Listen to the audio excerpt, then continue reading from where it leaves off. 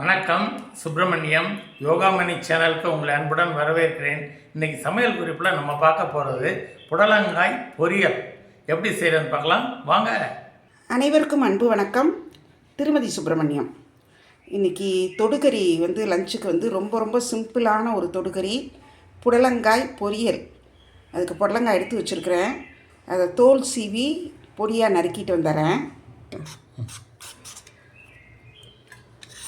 தோல் சீவிடலாம். முந்தியெல்லாம் புடலங்காய் தோலோடு தான் சமைப்போம். பட் இப்போ அது ஜீரணம் ஆக மாட்டேங்குது. அதனால தான் தோல் சீவிடுறேன். புடலங்காயை நல்லா சின்ன துண்டுகளாக நறுக்கிட்டேன். பார்த்திங்கன்னா தோல் சீவி எடுத்துட்டேன். இதில் அந்த மேல் பகுதியும் கீழ்ப்பகுதியும் நறுக்கிடணும். புடலங்காயில் உள்பக்கமாக இருக்கிற அந்த சதை பகுதியும் எடுத்துட்டேன். கொஞ்சமாக உப்பு சேர்க்குறேன். சேர்த்துட்டு இது கொஞ்சம் மூழ்கிற அளவுக்கு தண்ணி ஊற்றி குக்கரில் தான் வைக்க போகிறேன்.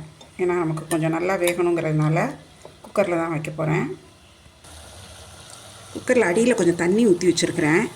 இந்த இன்னொரு செப்பரேட்டரில் அந்த புடலங்காயை போட்டு உப்பு தண்ணி ஊற்றி இதை மூடி வெயிட் போட்டுடலாம். இது ஒரு 2 விசில் வரட்டும். அதுக்கப்புறம் ப்ரெஷர் ரிலீஸ் ஆனவுடனே ஓப்பன் பண்ணி பார்க்கலாம். ப்ரெஷர் நல்லா ரிலீஸ் ஆகிடுச்சு. ஓப்பன் பண்ணி பார்க்கலாம். ஆக்சுவலி புடலங்காய் நல்லா பிஞ்சாக இருந்ததுன்னா இந்த மாதிரி குக்கரில் எல்லாம் வைக்கணுங்கிறதே இல்லை. அப்படியே நம்ம பேனில் போட்டு அப்படியே கடுகு உளுந்தம்பருப்பு போட்டு வதக்கினாலே வெந்துடும். எனக்கு கொஞ்சம் நல்லா சாஃப்டாக வேகணுங்கிறதுனால தான் நான் குக்கரில் வேக வச்சுருக்கிறேன். நல்லா வெந்துருச்சு. இப்போ இதில் இருக்கிற அந்த வாட்டரை ஃபில்ட்ரு பண்ணிவிட்டு நம்ம தாளிச்சிடலாம். அடுப்பில் ஒரு பேன் வச்சு கொஞ்சமாக எண்ணெய் ஊற்றிருக்கிறேன். அந்த எண்ணெய் காஞ்சிருச்சு. கடுகு உளுந்தம்பருப்பும் ஒரு மிளகா வத்தலும் கிள்ளி வச்சுருக்கிறேன்.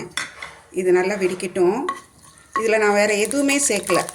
தேங்காய் வெங்காயம் அந்த மாதிரி எதுவும் சேர்க்கல. ரொம்ப சிம்பிளான ஒரு பொரியல் தான். வெடிச்சிருச்சு.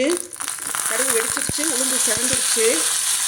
இந்த வெந்த புடலங்காயை அதில் போட்டு கிளறிடலாம். லோ ஃப்ளேமில் தான் வச்சுருக்கிறேன்.